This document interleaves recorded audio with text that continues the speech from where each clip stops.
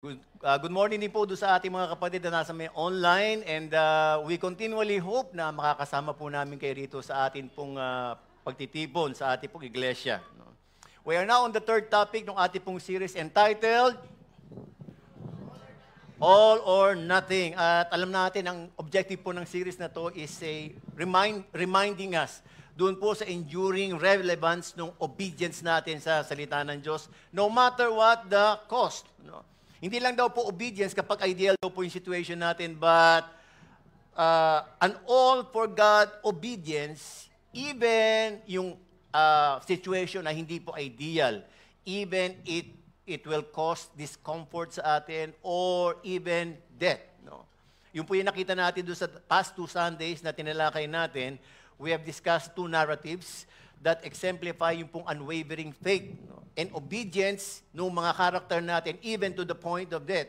At yan po ay si Abraham at saka yung tatlong even if friends. Amen. Sino po ba yung tatlong even if friends natin dito? Yeah, si Shadrach, Meshach at Abednego. And I do believe na na-inspire po kayo. Amen ba yon? Na-inspire po kayo to follow yung kanila pong courage and commitment. At we're hoping na makultivate po sa ating mga kaisipan itong tinatawag nating steadfast mindset of obedience to God regardless kung ano man daw po yung ating circumstances. And it is our heart's desire, mga kapatid, that every one of us here will be able to apply that kind of faith in our personal lives and, of course, develop this kind of culture sa ating pong iglesia. Amen po ba yun? I want to go directly sa ating pag-uusapan dahil marami po tayong pag-uusapan. Ayoko pong ma-miss natin yung mga bagay na gusto sabihin sa atin na ating Panginoon. So let's start off by reading yung ating pong scripture ngayon. We can find this in Esther 4:12-16. Ito po yung, actually, tatalakayin po natin almost all of the chapters no, in Esther. But ito po yung parang pinaka-main focus ng ating message. Sabi po rito sa may Esther 4:12-16, and they told Mordecai what Esther has said. Then Mordecai told them to reply to Esther, do not think to yourself that in the king's palace you will escape any more than all the other Jews. For if you keep silent at this time, relief and deliverance will rise for the Jews from another place, but you and your father's house will perish. And who knows whether you have not come to the kingdom for such a time as this. Then Esther told them to reply to Mordecai, go gather all the Jews to be found in Susa and hold a fast on my behalf and do not eat or drink for 3 days, night or day. I and my young women will also fast as you do. Then I will go to the king, though it is against the law. If I perish, I perish.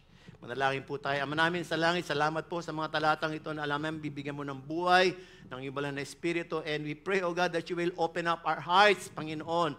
And allow us to hear your voice, Panginoon, through this message na pag-aaralan po namin. Salamat po itong aming panalangin sa pangalan ni Jesus. Amen.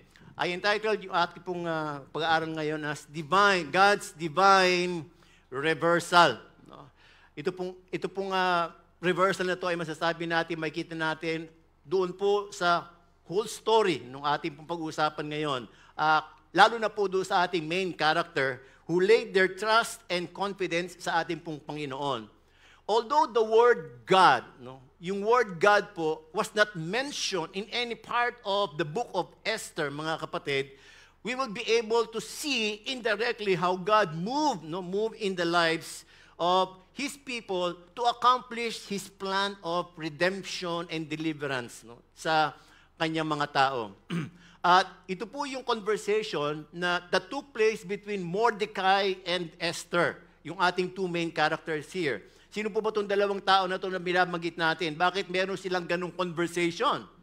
Well, konting historical background lamang po. Yung events daw po na nangyari doon sa may Book of Esther na didiscuss natin ngayon, it occurred during the first half of the reign of King Xerxes. Alam po natin lahat na ang Judah po were conquered by Babylon. And alam niyo po, yung lahat daw po, except for the poorest of the poor, yung lahat daw po ng mga officials and mighty men of valor, totaling 10,000 all in all, were held captives at dinala po sila doon sa Babylon in 586 BC. And it was prophesied, mga kapatid, that they would be under, sabihin natin, a conquering nation for 70 years. No? However, after 47 years, mga kapatid, ito pong Persian Empire was able to conquer the Babylonian Empire. At although nandun pa rin po sila sa may Babylon, right, at that moment, mga kapatid, they are under the Persian rule.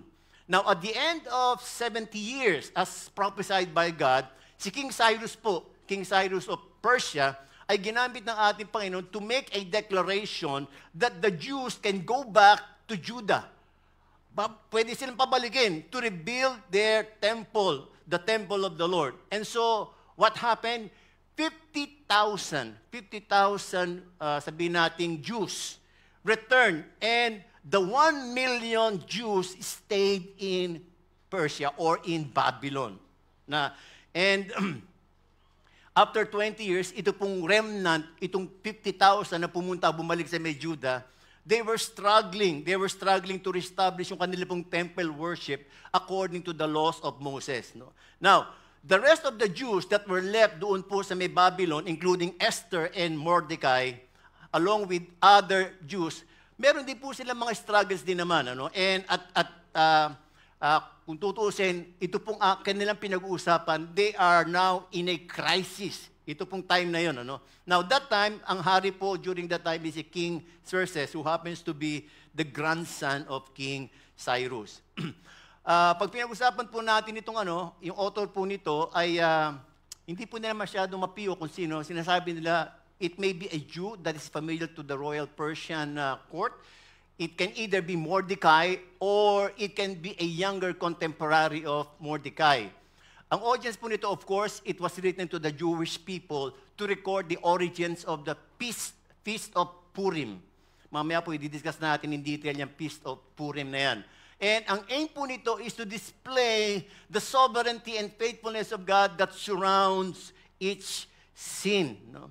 Now, I believe, mamaya habang didiscuss po natin, makikita natin talaga that the sovereignty of God was displayed in most of the crucial event in the story. God did not only control the situation, He is also the God of reversal. He was able to reverse the situation. He is the Romans 8:28, no, in the New Testament, no? Ang ating pong Panginoon. Ano sinasabi sa Romans 8:28? And we know that for those who love God and all things work together for good, for those who are called according to His purpose. Kanino po i-reverse ng Diyos yung situation kahit na napakapangit? For those people who love God and are called according to His purpose. Kayo po ba'y kasama doon? Tanong mo sa katabi mo, kasama ka ba dyan? Definitely, kasama po tayong lahat dyan, ano? Do we love God? How deep is our love? Sabi nga ng Bee Gees, how deep is your love? And do we know the purpose? No? Do we know the purpose kung bakit tayo tinawag na ating Panginoon? Alam niyo, many times daw po, the devil will make us a make-believe situation that God is not present sa ating po mga difficult situation, that He cannot help us, no? That He is absent.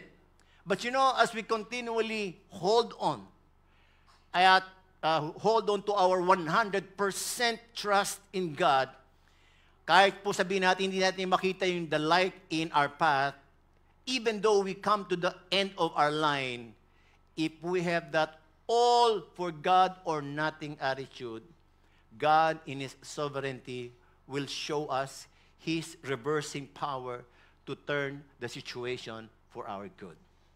Amen ba yun? Okay, let's start off. Let's take a look dun po sa may two main character. Unang-una po dito ay walang iba kundi si Esther. Kinuha ko lang po yung picture niya pero hindi po yan talaga yung mukha ni Esther. Pumili lang ako ng maganda kasi maganda raw po si Esther.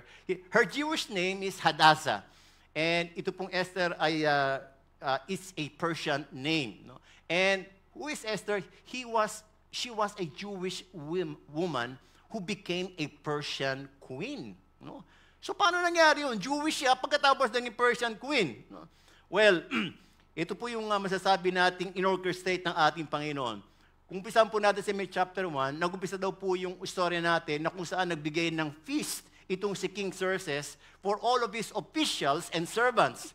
How many days did he celebrate it? 180 days.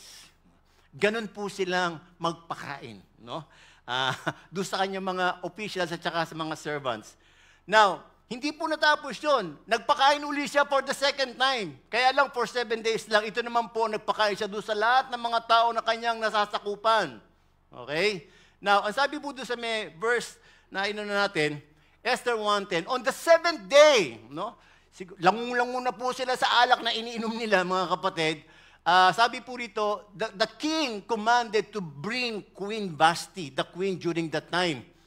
Sinabi po niya, gusto daw po niya kasi makita ng mga tao yung kagandahan po ni Queen Vashti because ang sabi diyan, for she was lovely to look at. No? And so ang ginawa po ng mga eunuchs, no, inutusan po sila at sinabi, Queen Vashti, pinapatawag ka po ng hari. Kasi during that time, nagkaroon din ng banquet itong si for the women naman, no? Nagkaroon din ng banquet ito si Queen Vashti. Pero alam natin lahat, Queen Vashti refused to come. She refused to come. No? Maybe she has her reasons. Alam niya siguro, naku, lasing na itong mga tao na to, no? Baka pagpiestahan lang ito yung ganda ko, di ba? Parang wala namang kwenta yata yung ganda ko. So hindi po siya pumunta. Ano nangyari mga kapatid? Napahiya yung hari. Nagalit si King Xerxes. Alam naman niyo ang mga mandirigma pag nagagalit yan, no? Yung mga wise men daw po na nandun, mga kapatid, nakita kung gaano yung galit sa muka ni King Xerxes. And they have suggested something. Ang sinabi po nila, Queen Vashti did not only do wrong to you, but he did wrong to all the officials and the people of Susa. Yun ang ginawa niya. Ang sabi niya, for the queen's behavior will be made known to all women, causing them to look at their husbands with contempt or disrespect. Pag nabalitaan nito ng buong dito Persian Empire, yung mga babae, i-disrespect na yung kanilang mga asawang lalaki. So anong magandang gawin dito? So nagbigay po ng suggestion at ito po yung ginawa nila kay Queen Vashti. Vashti is never again to come before King Xerxes. At sabi dito, let the king give her royal position to another who is better than she. So, nung binigay po yung decree na yan, it was proclaimed to all the kingdom. Bakit? Para na sa ganon, lahat daw po ng mga kababaihan ay magbigay ng honor sa kanilang husband, high and low alike. That was the purpose. No? And so, after that, mga kapatid, nagkaroon po ng wide search. Nagkaroon ng beauty contest. No? They need 400 beautiful virgins na pwedeng pumalit kay Queen Vashti. No? Hindi ko po alam kung paano nila ginawa ito, pero kasama po dyan si Esther.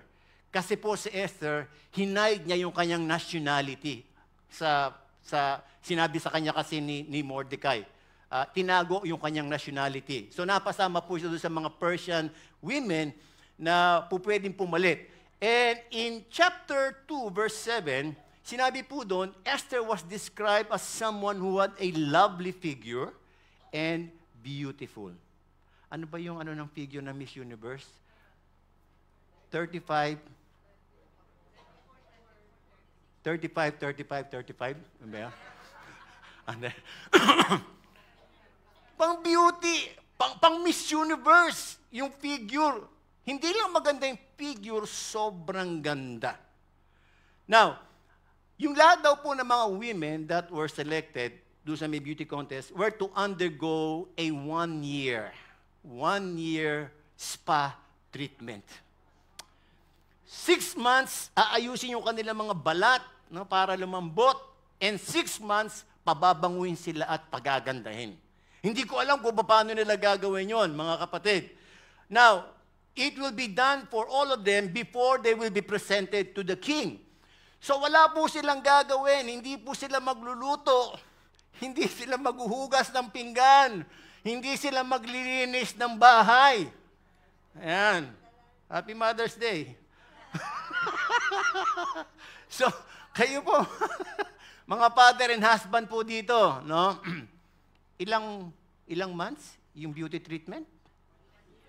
1 year. Kaya po minsan kapag umihiling po, naglalambing po yung mga asawa, pengen naman pambili ng ganito para naman sa pengen naman pang manicure at saka pang pedicure. Ay pagbigyan po natin mga kapatid. Kasi buti nga hindi isang taon, no, ang hihingiin, no? Isang araw nga lang, no? Baka mamaya kasi yung mga balat ng ating mga asawang babae nangangaliskis na, no? Kasi wala tayong lotion, di ba? Na binibili. O kaya yung pulbo, yung kanilang mga mukha nagmamantika na, di ba? So, importante po mga kapatid ang beauty treatment sa mga kababaihan. Amen ba yan, mga mother? Ayan, alam niyo na yung regalo niyo, ha? Alam niyo na yung regalo niyo mamaya sa mga mother. Okay. Pero sabi dito, but of all the women that were selected, the favor of God was upon Esther. Dahil mapunta po siya doon sa may palace, she won the favor of the one in charge of the harem. Yung harem po, ito po yung bahay na kinilalagyan na lahat ng mga asawa at kabit ng hari. Yan, no? And because Esther was beautiful, she was given a special spa treatment with 7 women assisting her. Wow. Grabe, no? Biro mo yan, 7 babae, no, ang nag-aano sa'yo. Now, after the treatment, mga kapatid, ano gagawin doon sa mga babae? Each of the women will be brought to the king in the evening. And the selection will start there. Yan. So, every evening, ibang babae pupunta sa harapan ni King Xerxes. No?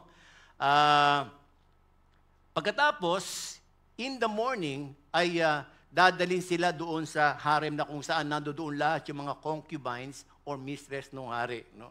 So, out of the 400, isa lang po ang pipiliin. No? So, yung hari, parang 400 yan, ano? Parang 400 menu. No? Parang yung babae, parang ulam lang, no? Parang dinner lang. No? Ano po ang mangyayari doon sa may 399 na hindi mapipili? They will stay in the other harem na kung saan nandun po yung lahat ng mga kabit, mistress ng hari. At kung kailan sila gustong ipakuha ng hari, susunod sila. But you know, all of these women will be forbidden to marry. Hindi sila pwedeng umalis dun sa harem dahil pag-aari na sila ng hari. Imagine niyo mga kapatid, pinaganda ka ng gusto pagkatapos, ikukulong ka lang sa may harem. At kung kailan ka gustong hari, ay doon ka lang pupunta. The only benefit that they have, pwede po nilang sabihin kung anong gusto nila at ibibigay sa kanila. Yun po yung benefit nila. Gusto ba niyo yun, mga babae? Okay. Now, hindi pa po natatapos yung 12 months. In the 10th month, dinala na po si Esther sa harapan ni King Xerxes. And in chapter 2:7, it says that the king was attracted to her more than to any of the other women, and she won his favor and approval more than any of the other virgins. So, because of that, the king set a royal crown on her head and made her the queen of Persia. Yun po yun. Yun po yung istorya nun. No? So, yun po si Esther. Yung pangalawang karakter natin is si Mordecai. Si Mordecai po is one of the attendant in the palace at pinsan po siya ni Esther. Kaya lang po, nung mamatay yung parents ni Esther, ay inako na po na daughter ni Mordecai si Esther. It was probable na siya po ay, dahil nandun siya sa may city gate, ay kaya daw po nandun sa may city gate, maybe he was a judge. No? Parang judge siya. And ito rin po yung dahilan kung bakit nakikita niya, namomonitor niya kung ano po nangyayari kay Esther. One day daw po ay may na-overheard itong si Mordecai doon sa dalawang officer na nagugwardya doon sa may doorway. No? At nagkaroon daw po sila ng plot because they were so angry and they conspired to assassinate si King Xerxes. No? Nagplano daw po sila na patayin si King Xerxes. Ang ginawa po ni Mordecai, ipinarating po ito kay Esther, and si Esther ipinarating doon sa king, and ano nangyari? Napigilan po yung, sabihin nating, yung kanilang assassination. No? And this event, ito pong event na to was recorded in the book of Annals in front of the king. Now, in relation to Mordecai, he was not rewarded for the good thing he has done yet. Hindi pa siya binigyan ng honor or reward yet. Well, I can say that it should encourage us kasi when we did something good and no one noticed it, and we were not rewarded yet, our time will come. God has His own record, and He will surely reward us in His time. Amen ba yun? Amen. Now, ano po ba yung pinag-uusapan nitong dalawa na to? Ano po yung relief and deliverance that Mordecai was talking about doon sa kanilang conversation? No? Now, the problem was caused by a man named Haman. Si Haman po, ang sabi po sa kanya, an Agagite. Haman the Agagite. No? Agagite. No? Are you familiar with the person named Agag? Sounds familiar, si Agag? Ha? Para po doon sa mga hindi Bible reader, si Agag po is hari ng Amalekites. At in 1 Samuel 15, inutusan po ng ating Panginoon na itong Amalekites na to ay i-annihilate ni King Saul at ng kanyang mga kawal. Ang sabi sa kanya, huwag kang magtitira. Patayin mo lahat, women and children, animals, lahat patayin mo. Ano ginawa ni Samuel? May itinira eh. Sino itinira? Si King Agag. Si King Agag. And may mga Amalekites, no, na nakaligtas, naka-escape, no. Well, I do believe that that was the consequence kapag nagdi-disobey daw po tayo sa Diyos at hindi natin ginagawa yung talagang sinasabi niya carefully. Hindi niya sinunod lahat. So nung makikita ni Samuel na hindi niya pinatay si Agag, ano po ang ginawa ni Samuel? Hindi mo pinatay ito eh. Ito yung puno eh. Dapat ka ito pinapatay mo eh, di ba? Ang ginawa po ni Samuel, chinap-chap. Chinap-chap si Agag. Ganun po niya pinatay. So si Samuel po nag-uso ng chap-chap. No? Kung meron po kayong nababalita. Si Samuel po nag-umpisa niyan. No? Hindi ko alam kung paano niya chinap-chap, no? Si King Agag. So, after 400 years, mga kapatid, after 400 years, here comes an Amalekite who came from the ancestral line of King Agag. Okay? So, kaya po siya sinabing Agagite. Kasi, nasa ancestral line siya ni King Agag. Okay? Careful lang baka maiba yung ano natin sa Agag, eh, no? Okay. Now, si Mordecai, mga kapatid, he's not only a Jew, but he came from the tribe of Kish and Benjamin. Sino yung galing sa king of, sabihin natin sa tribe of Benjamin? Si King Saul, na pumatay lahat ng mga Amalekites. So, after 400 years, nag-meet yung ancestry line ni King Agag at saka yung ancestry line ni Benjamite. Okay. Imbis na mabigyan ng honor si Mordecai, si Haman po yung binigyan ng honor. At sinabi po dito sa May Esther 3:1, binigyan daw po ng honor si Haman, elevating him and giving him a seat of honor higher than that of all the other nobles. All the royal officials and the king's gate knelt down and paid honor to Haman, for the king commanded this concerning him. So, nung binigyan po siya ng honor, nagbigay din po ng utos ang hari na kinakailangan luluhod kayo sa harapan niya and you need to pay honor to Haman. That's a command from, from the king. No?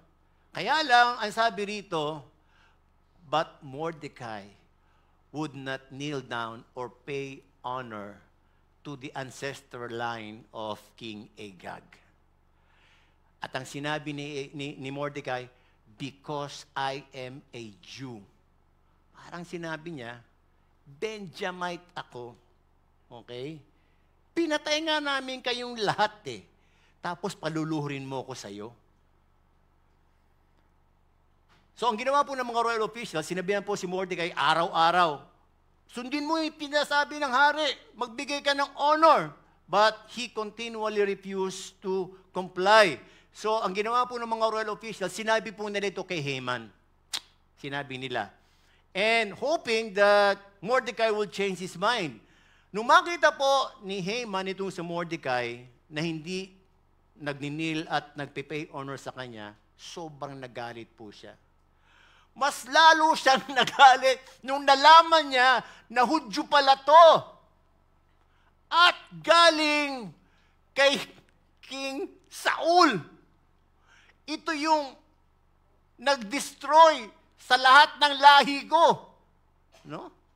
So, ano po ang sinabi, parang sinabi ni Haman, this is payback time. Okay? This is payback time.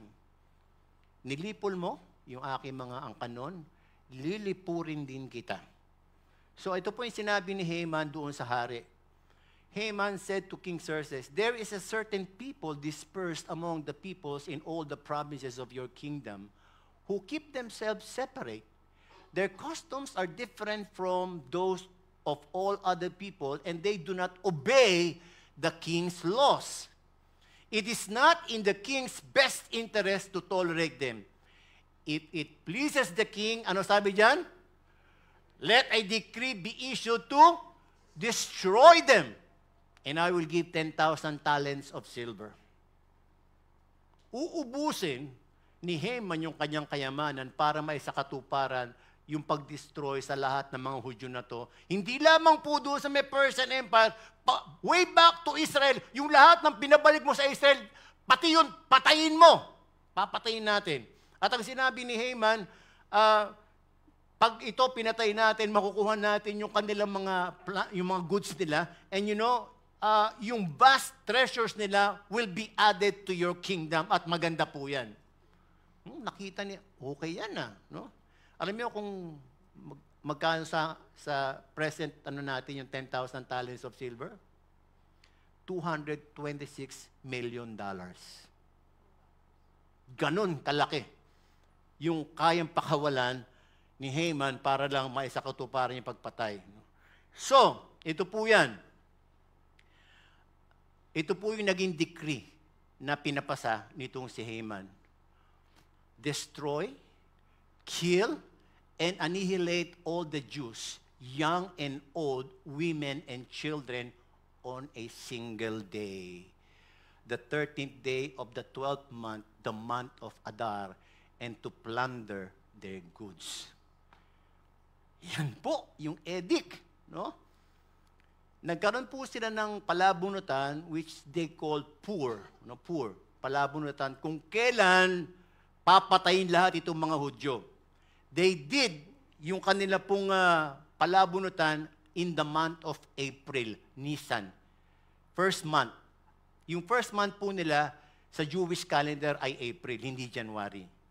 Okay? So hindi po natin kapareho yung kanilang calendar. Yung kanilang 12th month is March. So isang taon, 12 months ang hihintayin, pero meron isang araw na papatayin lahat ang mga Hudyo kahit na nasaan sila.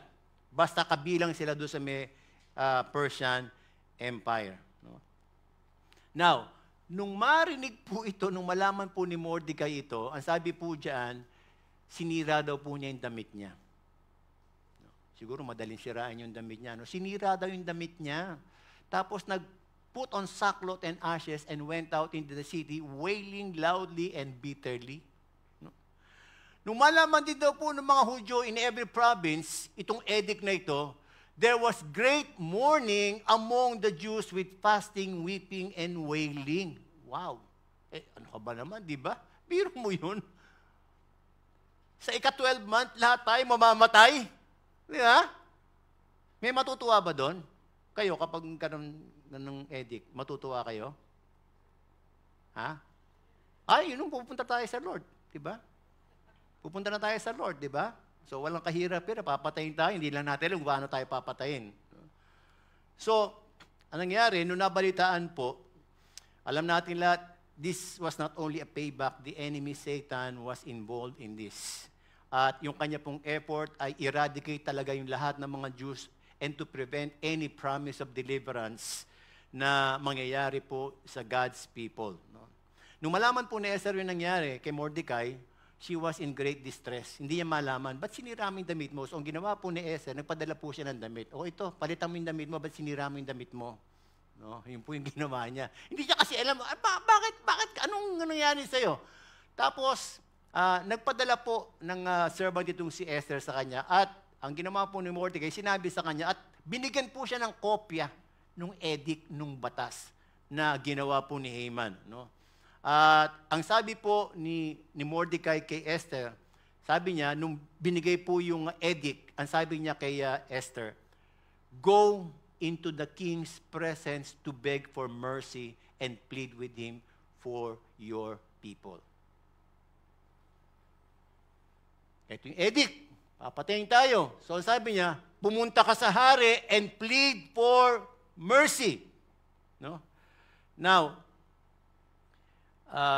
parang sinasabi ni Mordecai, remember that you are a Jew. Hindi ka Persian. You are a Jew at ang papatayin ay kapwa mo mga Hudyo. So you need to do something about this. Okay?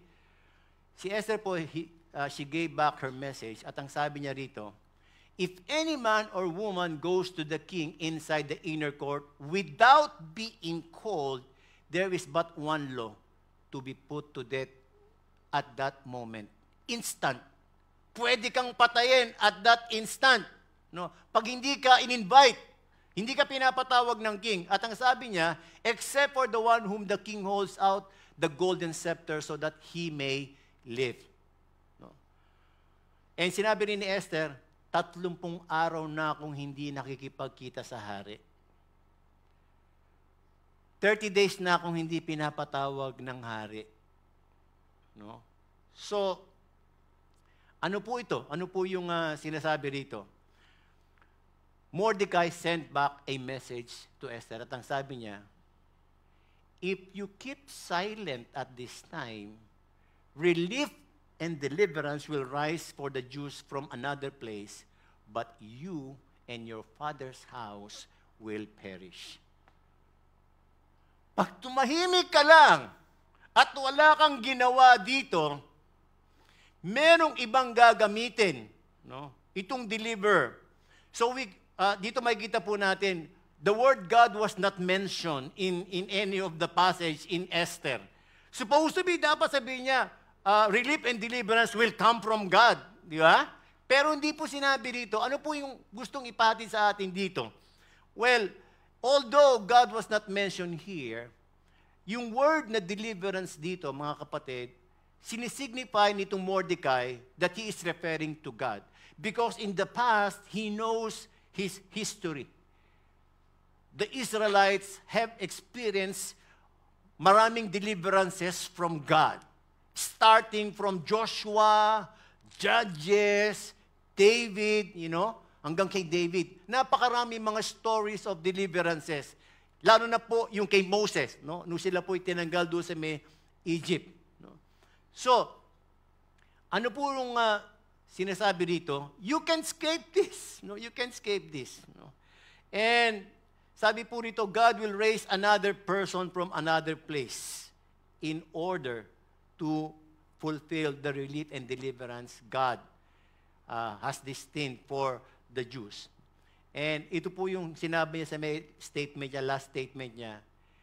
And who knows whether you have not come to the kingdom for such a time as this.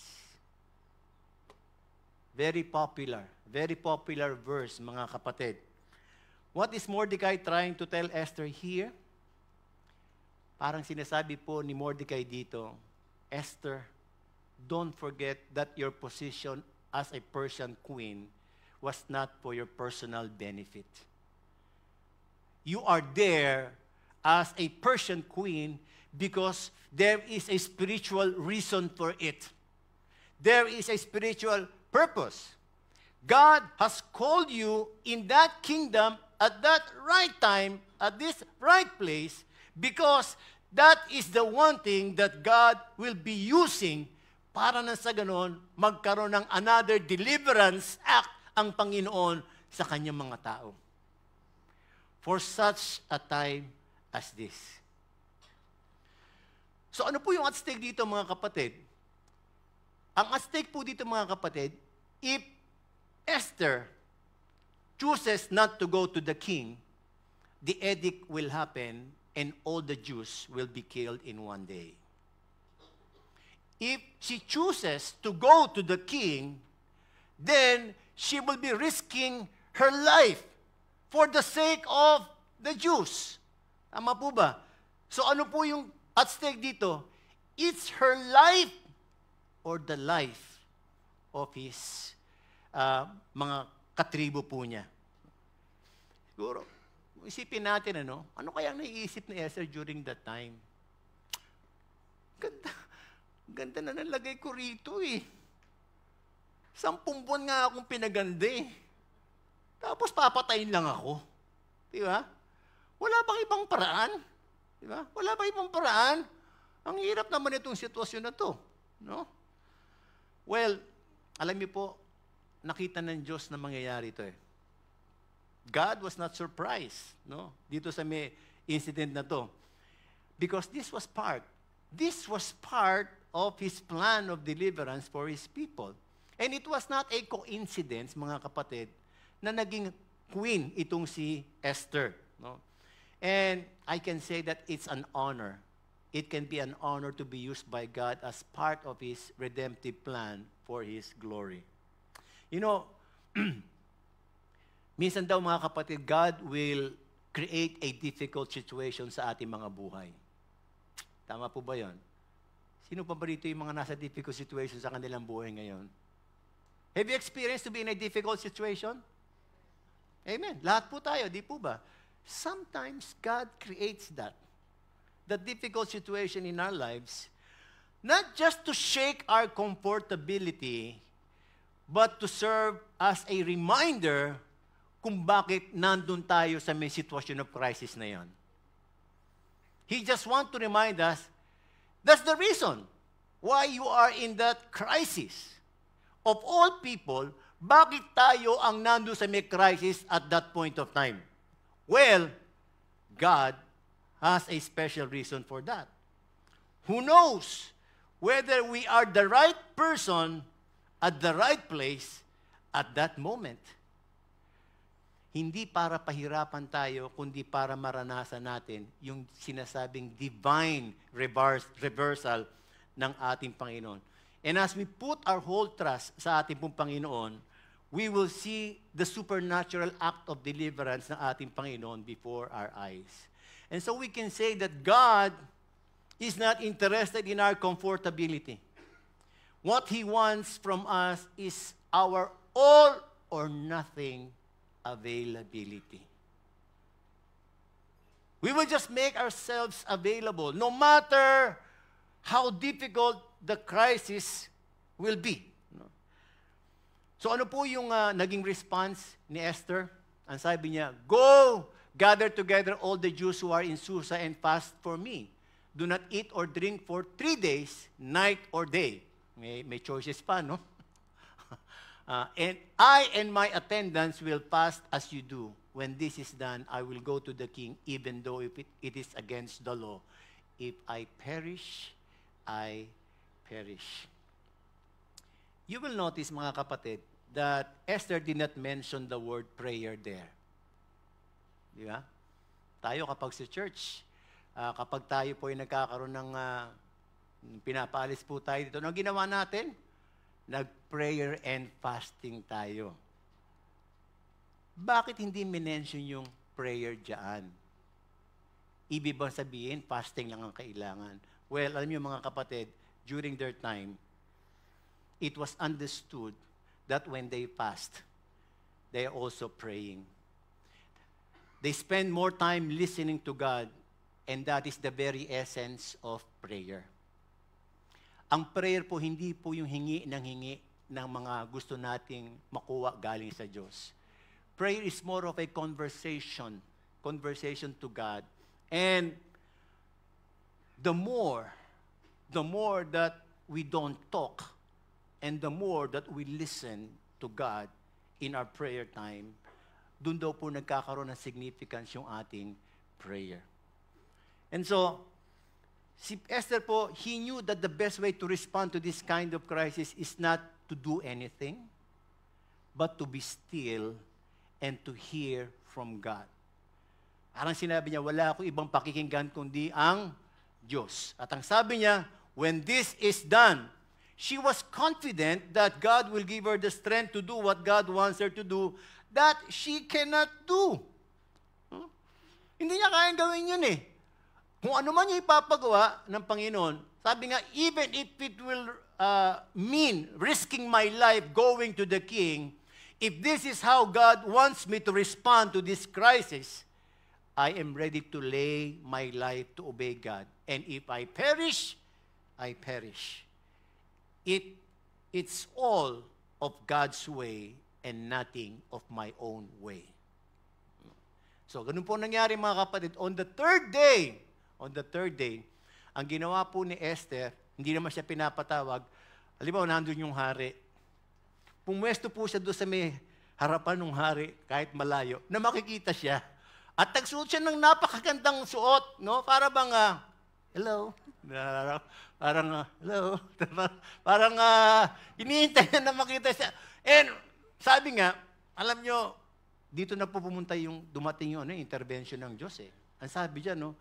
When the king saw Queen Esther standing in the court, he was pleased with her. And he held out to her the gold scepter. Kasi kapag hinawakan yung gold scepter, yun na po yung sign na pwede kang lumapit sa hari kahit hindi kanya inimbita. So, ang ginawa, so Esther approached and touched the tip of the scepter. Ayan. So, nagkaroon siya ng chance para makausap yung hari. At ito po yung sinabi sa kanya ng hari. Then the king asked, "What is it, Queen Esther? What is your request? Even up to half the kingdom, it will be given you." Wow! Sobrang special si Esther, di ba? Kahit kalahati ng kaharian ko, ibibigay ko sa iyo kapag yun ang gusto mo. Grabe. Di ba? So ano po yung sinabi ni Esther?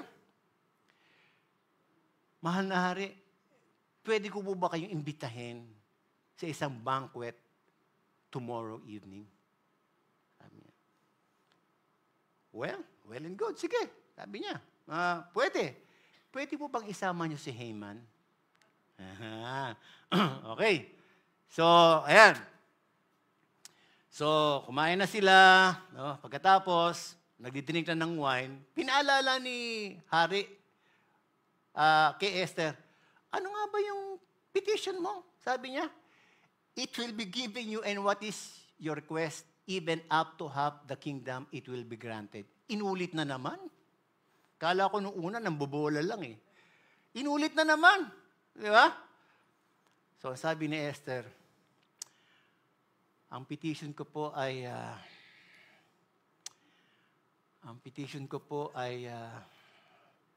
pwede po bang mag-banquet ulit tayo bukas?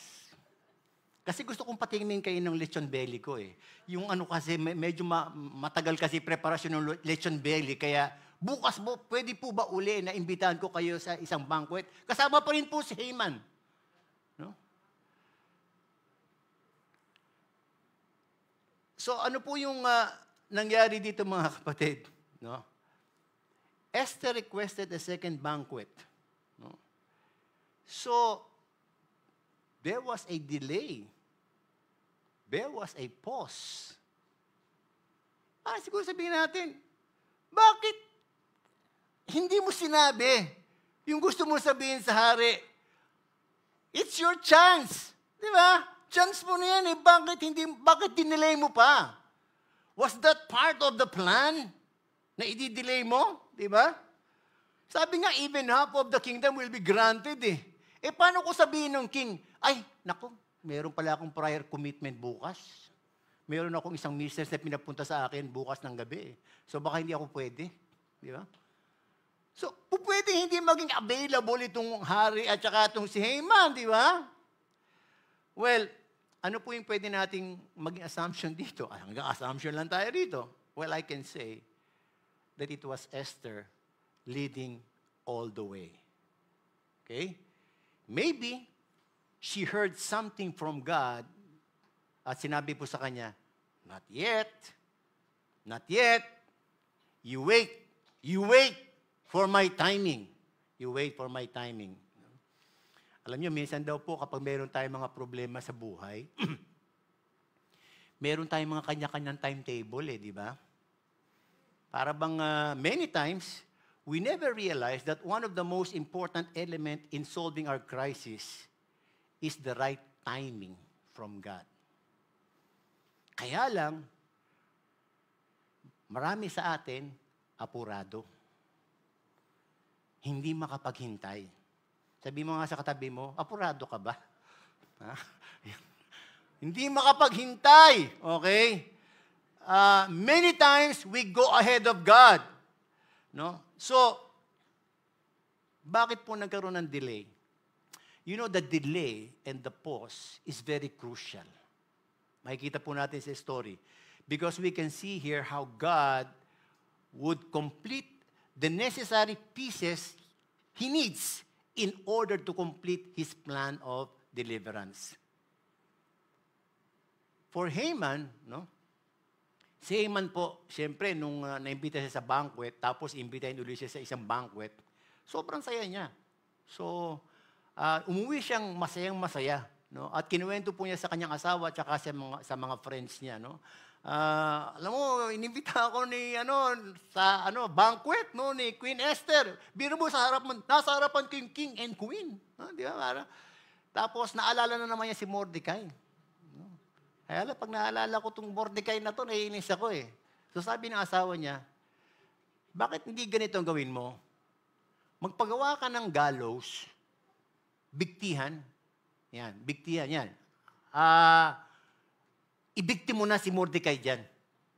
Patayin mo na yan, tao na yan. Sabi, huwag mo nang intayin yung ika-12 month. Una mo na siyang patayin. At bukas, ng maaga, pumunta ka sa hari at sabihin mo siya, nabibigtihin mo si Mordecai. Okay. Sige. No? Now, on the other hand, nung gabi na yun, after the banquet, yung hari po hindi nakatulog. Nagkaroon ng insomnia. At dahil sa nagkaroon siya ng insomnia, ang sabi niya, pakidala mo nga rito yung annals of the book nung ako ay nagre-reign. Okay, so dinala sa kanya.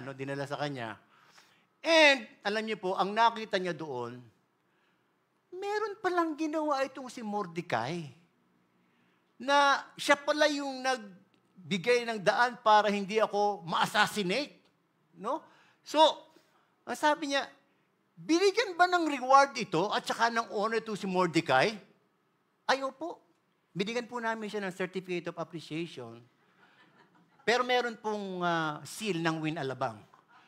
Tapos binigyan din po namin siya ng GC sa Starbucks. Yan. Familiar kayo doon? Certificate of recognition. Wala po. Ang sabi, wala po eh. Wala po kami ibinigay ng honor sa kanya. Bakit? Sabi nga, bakit? Ang ganda ng ginawa niya. Buhay ko yung iniligtas niya. Dapat mabigyan ng honor ito. Di ba? At saka appreciation. No? Siguro mag-uumaga na po noon. So, ang sabi ng hari, ano kaya ang pwedeng gawin sa isang tao na gusto kong bigyan ng honor na kung saan natuwa ako? Hanapin mo nga, meron bang tao dyan sa may palasyo na mo pwede kong mapagtanungan? Look, who is early in the palace? It's Haman. At kaya maaga po si Haman dahil sasabihin niya sa hari na bibiktihin niya na si Mordecai. Ayan. Gusto ko na makita nung hari si Haman. Haman, ano nangyari ito? Ano ba yung pwedeng gawin sa isang tao na gusto kong i-honor dahil sa sobrang natuwa ako sa kanya? Hindi naman po binanggit nung hari yung pangalan eh. Hindi binanggit. Akala ng Haman, parang feeling ko ako yun. So nag-suggest siya ng to the max. To the max na honor. Ganito ang gawin mo, mahal na hari. Kumuha ka ng isang robe na sinusuot mo. At yung kabayo na sinasakyan mo, no, ay ibigay mo doon sa taong gusto mong bigyan ng honor. At ang sabi niya, lead him through the city streets, proclaiming before him, this is what is done for the man the king delights to honor. Hindi. Yeah? Yan ang ganyan. Sabi nung nung mahalari, okay yan na. Ang ganda niyang idea. Sige.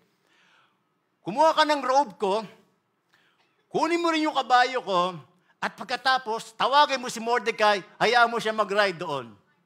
Sino po? Sino po, mahal na hari? Si Mordecai. Si Mordecai. Mahal na hari, may ginawa na akong biktihan dyan eh. Bibiktihin ko na nga siya. Umaga na to. Hindi ba kayo nagkakamali? Si Mordecai nga ba? Yes. Si Mordecai. At may mahigpit na bilin ang hari. Ang sabi niya, do not neglect anything you have recommended. Whew! Ano sa palagay ninyo ang naramdaman ni Haman? Di ba? Kahapon, nung umuwi siya, ang saya-saya niya. So, ginawa kay Mordecai, binigay yung robe, binigay yung kabayo, at ibinando siya sa streets at sinabi na ito ay binibigyan ng honor ng hari. Naku! Alam niyo mga kapatid, ang sabi po doon sa Esther,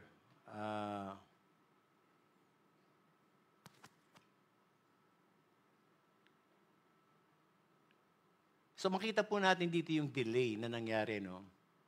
Kung hindi po nakinig si Esther sa ating Panginoon, if she did not listen to God's voice, if there had been no delay, hindi po magkakaroon ng insomnia yung hari, hindi babasahin yung Chronicles, hindi malalaman yung ginawa ni Mordecai, hindi mabibigyan ng honor si Mordecai, at hindi magbabago yung tingin ng hari kay Mordecai.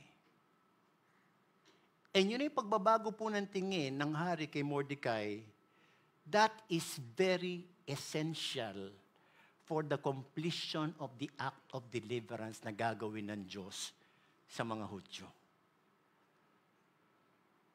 Haman wants him dead, but God wants him to be honored for the good thing he did. So the divine reversal has happened, no, mga kapatid.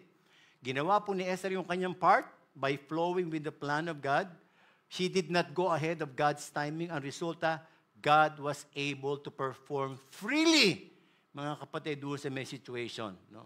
Now, ito po ang nangyari. Umuwi ngayon. Kahapon masaya si Haman. Ngayon umuwi siya. Sobrang lungkot niya.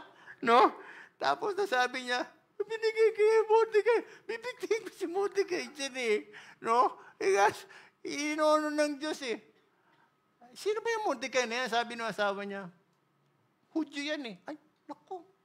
Hudyo? Hudyo pa yan? Naku. Ba't kasi tinanong mo yan? Hudyo pala yan. Your life will be in ruin. Bakit mo tinatalo yung mga Hudyo? Mas marunong pa yung asawa niya eh, no? Mas marunong. Okay. habang nag-uusap pa sila nung kanyang mga kaibigan na biglang dumating na yung eunuch. At sinabi sa kanya, pinapatawag na po kayo ni Esther, ni Queen Esther, para sa may second banquet. Ayan. Ito na ngayon. Second banquet. Ayan. So, pinatikin mo yung lechon belly, no? Sarap na ulam. Siguro kahit medyo lungkot ni napalitan naman ng masarap na ulam, So, as they were drinking the wine, tinanong uli ng hari for the third time, Queen Esther, what is your petition? It will be given you what is your request. Even up to half the kingdom, it will be granted. 3 beses. No? Hindi nagbibiro yung king. Diba? Seryoso siya eh. Ito na ngayon. Now is the time to release the bomb. Okay? Sabi niya, Your Majesty, if it pleases you, grant me my life. This is my petition. And spare my people. This is my request. For I and my people have been sold to be destroyed, killed, and annihilated. 3 lang sila nandun, Sa palagay niyo nung sinasabi ito ni Esther, ano kayo nararamdaman ni Haman? Destroyed? Killed? Annihilated? Parang pamilyar ako doon sa mga salita na yun, Nagtanong yung hari ngayon, merong gustong pamatay sa'yo? Sino yan? Nasaan yan? Hindi lang sinabi, sino yan? Hinanap pa, nasaan yung tao na yan na gustong pumatay sa'yo? Alam mo yung mga statement ng ganyan, ewan ko kung naririnig niyo yan sa inyo di ba? Yung mga anak, Saan niyo ba naririnig madalas yung statement na yan? Alam mo, binubuli kayo doon sa school ninyo, Sino ang madalas na nagsasabi niyan? Yung mga words na yan. Sino yan? Nasaan yan? Usually, alam niyo po yung mga ama kasi kapag nakarinig, pag-iisipan ko ng gusto, pag-iisipan ko ng gusto, after a month siguro, makakakaga.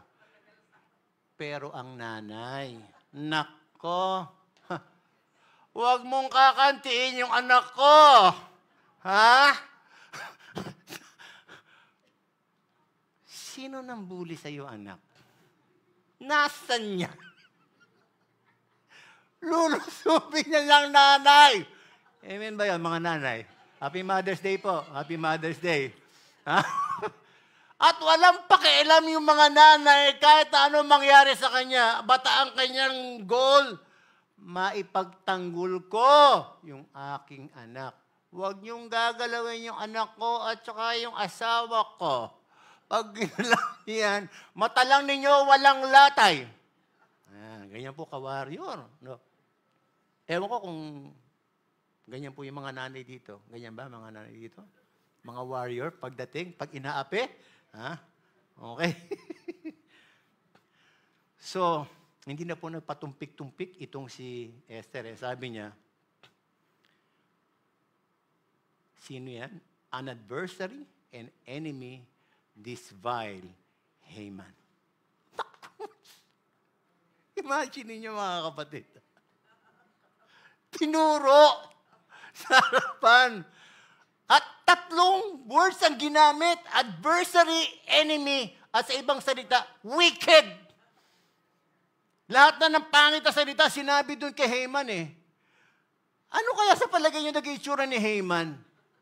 Ang sabi dito, Haman was terrified before the king and queen. So sa sobrang galit ng siguro parang ayaw niyo, dikdikin itong si Haman, ang sinabi, lumabas muna yung hari sa may garden.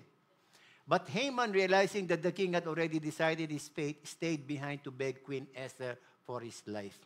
And so ang ginawa po ni Haman, andyan po nakaupo si Esther, naka-recline doon sa pumunta po doon sa sa may tuhod ni at ang sabi diyan, Just as the king returned from the palace garden to the banquet hall, Haman was falling on the couch where Esther was reclining. Ano po yung purpose kung bakit nag-recline itong si Haman? He was begging for his life. Diba? Patawarin mo na ako. Pwede bang sabihin mo sa na wag ako, patawarin mo ako, wag akong patayin. Yun po yung purpose niya. Di ba? Kaya lang alam nyo, God can make impressions eh. Iba yung nakita nung king eh. Nung nakita nung hari na nakaganon siya, Hoy! May bala ka nang patayin yung asawa ko, imumules mo pa bago mo patayin? Ganon yung nakita ng hari. Imumules mo pa. Papatayin mo na nga, imumules mo pa bago. Sobrang nagalit. Hindi na nakapagpaliwan. Sinabi ni Emma, hindi na nakapagpaliwan. Ano ginawa ng hari? Tinakpan yung muka. Para hindi na makapagsalita. Tapos ang sabi ng eunuch, ay, mahal na hari, may ginawa po siyang bigtihan doon sa bahay niya. Bibigtihin daw po niya si Mordecai. Ganon. Okay. Siya ang bigtihin mo diyan sa ginawa niyang bigtihan. Ayan. So, ano nangyari? Binigti. Si Haman. Yung ginawa niyang bigtihan kay Mordecai, imagine niyo mga kapatid kung hindi na bago yung tingin nung hari kay Mordecai. Di ba? Gagawin kaya niya yon? Hindi. But because yung kanyang tingin kay Mordecai na bago nung nabasa niya yung annals of the record, naiba po yung tingin niya. Nagkaroon ng, sabihin natin, parang magandang tingin kay Mordecai. And so, yung binalak na gawin ni Haman kay Mordecai, sa kanya po napunta. No? God's divine reversal was displayed. Hindi lang po yung nagkaroon ng reversal, mga kapatid. Ayan pala, sinabi niya, will even molest the queen while she is with me in the house. No? So, in other words, pinatay po itong si Haman. Binigti si Haman. Ano pa po ibang mga reversal na ginawa ng ating Panginoon? Nagkaroon po ng economic reversal. Sabi doon sa may chapter 7, that same day, King Xerxes gave Queen Esther the estate of Haman, the enemy of the Jews. Yung lahat ng kayamanan, yung kayamanan na gagamitin ni Haman para ipapatay lahat ng mga Hudyo, ibinigay lahat kay Esther. So there was an economic reversal. Yeah? Hindi lamang po yun, mga kapatid. Nagkaroon din po ng political reversal. Yung pong signet ring na ibinigay kay Haman, bago siya biktihin, kinuha po at kanino ibinigay? Ibinigay kay Mordecai. So the authority and power was transferred to Mordecai. Pangatlo, nagkaroon din po ng legal reversal. Alam niyo po, meron pong batas sa Persian na kapag daw po ang batas ay naibaba, irrevocable na po yan. Hindi po yan pwedeng baguhin. No? Hindi siya pwedeng palitan. Hindi siya pwedeng inalify. No? So, yung first law na ginawa po ni Haman is still in effect. And so, na-realize ni Esther rin, paano po yung batas na ginawa ni Haman? Paano po kami makakaligtas doon? So, ang sabi ng hari, since yung signet ring na kay Mordecai, Mordecai can make a second law. Anong second law na yon? Ito po yan.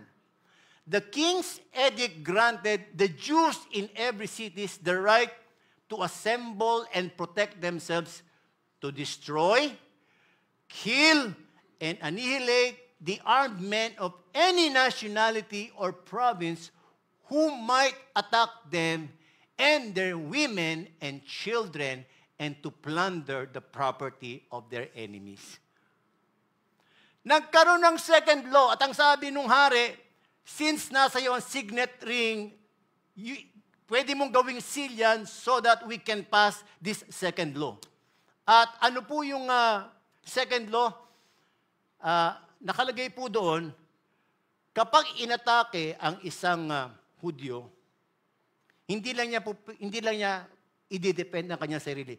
Pwede rin niyang patayin yung gustong pumatay sa kanya. At hindi lang siya yung papatayin din yung kanyang asawa at saka anak at kukunin lahat ng properties niya. Now, if you are a Persian and you know the first law, papatayin ko lahat yung mga Hudyo. Tapos nabasa mo yung second law, anong gagawin mo? Susundin mo yung first law? Hindi na. Hindi na. Di ba? Biro mo, siya lang yung papatayin ko. Pag pinatay niya ako, legal yun na, legal. Legal. Legal yun eh. Pwede patayin ako, yung asawa ko, tsaka yung anak ko, tapos kukunin pa yung properties ko. Yun po yung ginawang reversal doon sa law. And then of course, emotional reversal. Sa 4th chapter, mga kapatid, nung marinig po ng mga Hudyo yung gagawin sa kanila, sabi doon, there was wailing, there was mourning, there were fasting, sobrang lungkot na lungkot sila. Pero nung marinig nila yung second law, narinig nila, ito pong sinabi, for the Jews, nung marinig po nila yung second law, it was a time of happiness and joy, gladness and honor. In every province and in every city to which the edict of the king came, there was joy and gladness among the Jews with feasting and celebrating. Sabi nga po, sorrow may last for a night, but joy comes from the morning, in the morning. Tama po ba? Minsan po, inaalaw ng Diyos na magkaroon tayo ng sorrows. Huwag po kayong matatakot kapag may mga sorrows. Ang pangit naman, palagi tayong masaya. Meron ba nitong tao na sa buong buhay niya, puro saya na lang naranasan niya? Alam niyo po ba na mas lalo nagiging maganda ang pagiging masaya kapag merong kalungkutan? Tama ba yun? Mas na-appreciate mo yung kasiyahan kapag merong kalungkutan.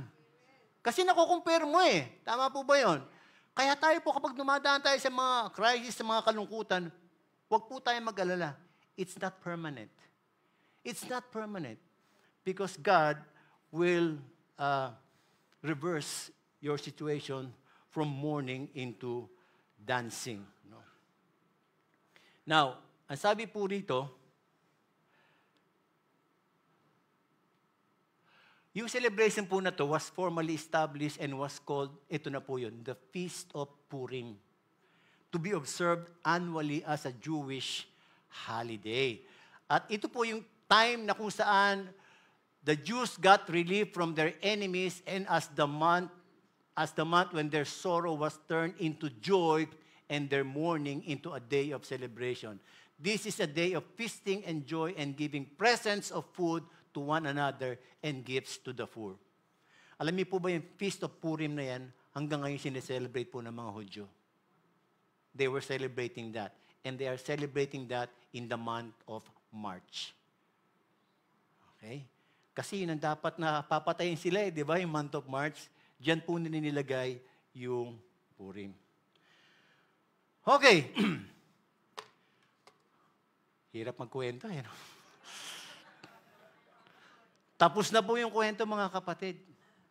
Ngayon, ang tanong natin, meron ba kayong natutunan doon sa kwento natin? Did you get something doon po sa ating pinag-usapan? Alam niyo po, itong buhay daw po natin sa mundo, bat-bat ng hirap at dusa. Tama po ba yon? Hindi po lahat ng panahon, ideal po yung situation natin eh. Magkakaroon po tayo ng mga pagkakataon na tayo ay magkakaroon ng mga pain and hardships.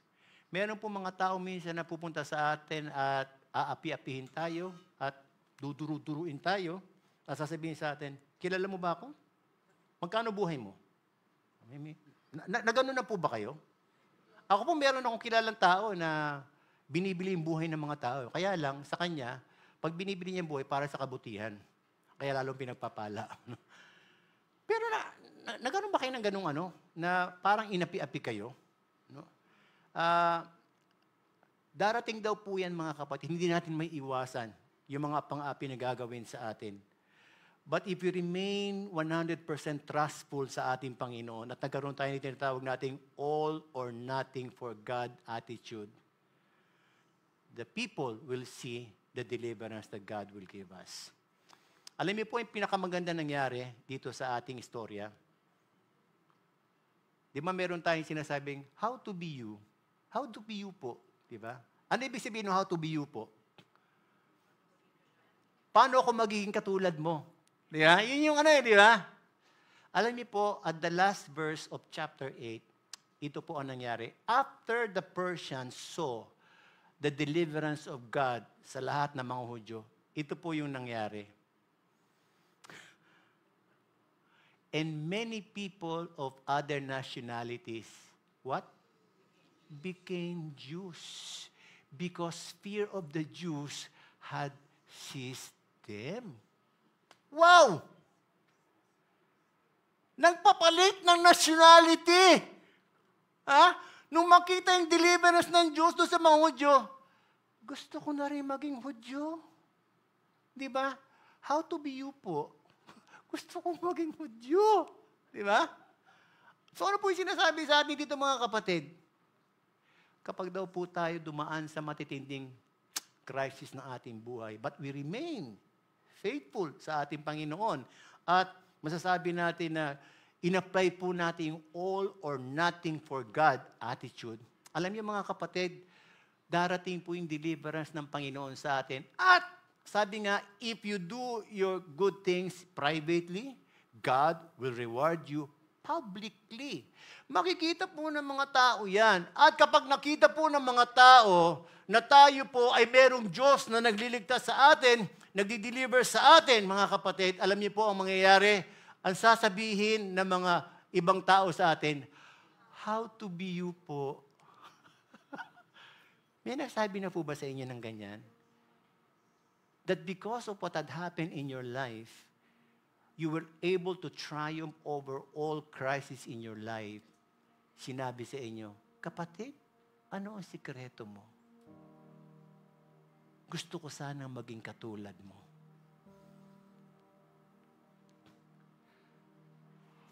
Sabi nga po mga kapatid, ay ayaw. Ba't tayo magano? Ayan. All or nothing attitude towards God can bring about divine reversal. In our difficult situation, no matter how irreversible it may seem. Parang sa tingin mo, Lord, parang hindi yata kaya ma-reverse ito eh. Imposible. If we have that all or nothing attitude towards God, even those things that seems irreversible, even those things that are impossible, God can reverse the situation. Amen? Tayo po tayong lahat, mga kapatid.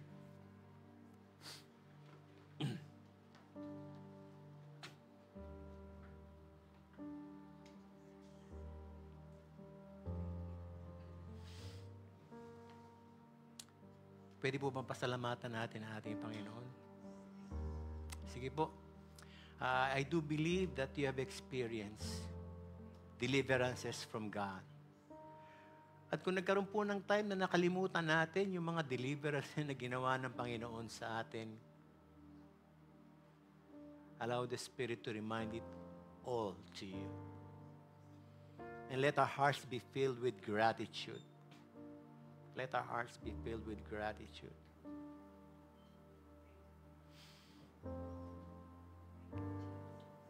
Lord, salamat po at as our God, you never changed. You are the same yesterday, today, and forever. Marami pong beses, Panginoon, nasusubukan mo po yung aming pong pananampalataya sa iyo eh. Nasusubukan mo po, Panginoon, kung all out kami sa iyo na sundin yung sinasabi mo po sa amin kahit it will cost us great. Kahit sabihin namin, Panginoon, it will cause discomfort or even death to us. Panginoon, patawad po kung sa maraming pagkakataon, nagduda po kami sa iyo. At pinagtiwalaan po namin yung aming mga sariling kapamaraanan.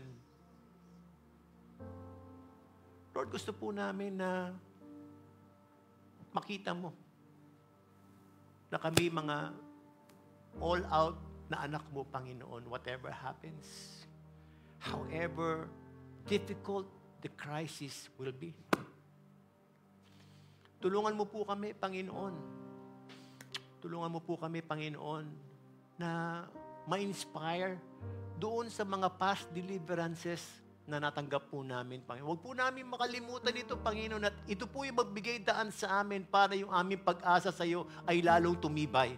At kapag dadaan po uli kami, Panginoon, kahit paulit-ulit po yung mga problema na dadaanan po namin na mahirap, Lord, allow us to look back, Lord, to the past deliverances that we have experienced. And let that, Lord, let that goodness of yours be a way that will inspire us at ilagay namin yung aming total na pag-asa sa iyo, Panginoon, at hindi kahit na kanino. Salamat po sa salita mo, Panginoon. Salamat, Panginoon, that we have a God whom we can call the Romans 8:28 God. That you always turn the bad things into good, Panginoon. Because you know that we love you. And because we know, Lord, that meron pong special reason kung bakit mo po inilagay kami. Lord, ano man po yung kinalalagyan namin ngayon, workplace, present situation namin, Panginoon, dalangin po namin na makita namin yung reason why you have placed us in those position, Panginoon, in those places. Alam po namin, Panginoon, meron pong special reason. May spiritual reason, spiritual purpose kung bakit nilagay mo po kami. At Lord, hayaan mo po na makita po namin yun. At Lord, magkaroon po kami palagi ng puso na willing at sasabihin sa iyo palagi, Lord, here I am. I am available. Use me para maganap yung iyong plano, hindi lamang po sa buhay ko, kundi sa buhay ng mga nakapaligid sa akin. Maraming salamat, Panginoon. Maraming salamat po. At this point of time, gusto ko po sana na can we recommit ourselves once more to God? Kasi po, alam ko na marami sa atin, nagdududa minsan sa Panginoon, lalo na kapag sunod-sunod yung problema natin, para bang nahihirapan tayo magtiwala sa Diyos. No? Can I request the praise and worship team to come? Let's sing this song, Here I Am, Take Me. Sana yun? And as the praise and worship sing this song, pwede po ba makipag-usap tayo sa ating Diyos? Kausapin natin ang ating Diyos. At kung meron po tayong mga pagkukulang sa pagtitiwala natin sa ating Panginoon, kung hindi po tayo all or nothing for God, then let's come before Him and let's say to Him, Lord, I want to recommit myself to you. As we sing this song, let's declare this before our God. Let's worship Him.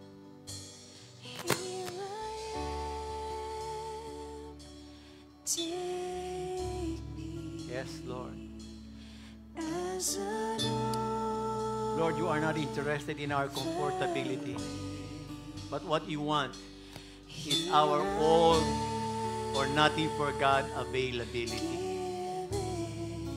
And so we're offering to you ourselves, oh God.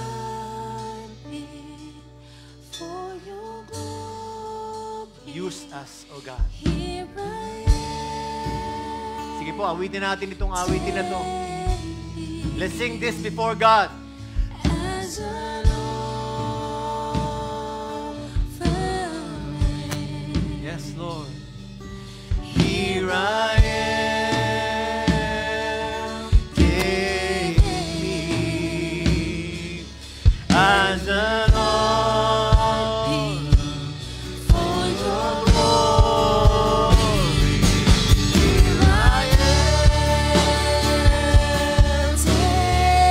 Yes, Lord. As an offering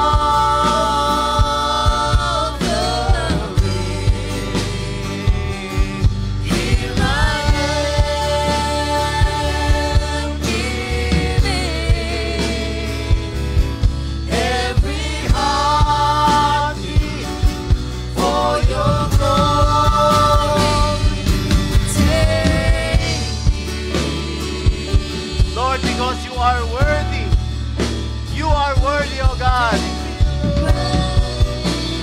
We want to give back to you ourselves, oh God.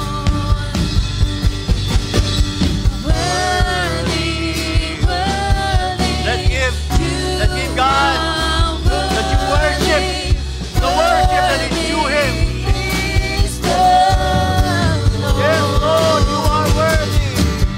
Worthy. Yes, Lord, you are worthy. Is the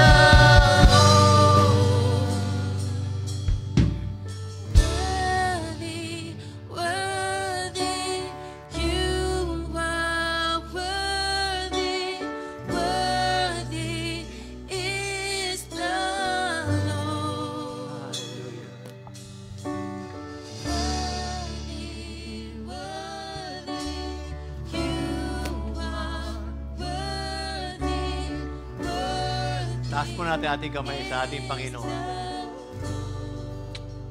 Lord, we surrender to you everything in us. Hindi po namin kayang gawin yung mga ipinapagawa mo kapag wala po kaming 100% availability, Panginoon. Kaya, Panginoon, right now, we are offering back ourselves unto you wholeheartedly. Ayaw mo po, Panginoon, ng mga anak mo na half-hearted, yung kanila pong pagtitiwala sa iyo. You don't need our 99%, Lord. You want our 100% wholehearted obedience sa iyo. And Lord, right now, I declare that beginning today, yan po yung maging mindset namin, Panginoon, and allow this culture, Panginoon, of obedience to you mangyari po sa amin po iglesia. Marami pong salamat, Panginoon. Itong aming sama-samang panalangin sa pangalan ni Jesus. Amen, amen. Palapakan po natin ang ating Panginoon.